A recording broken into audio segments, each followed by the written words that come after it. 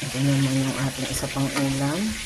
Ginataang kalabasa na may sitaw at okra. Yung okra hindi ko pa nilalagay. Bali, dalawang gata pa lang yung ginamit ko dito.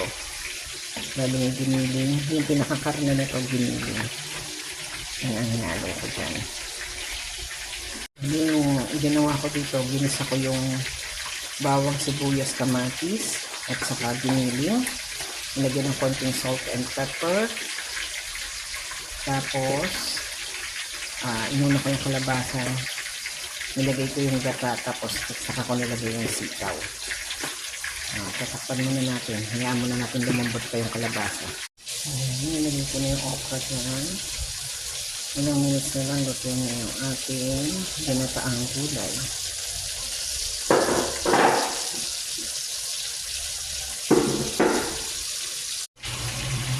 Ito na yung ating ginataang gulay.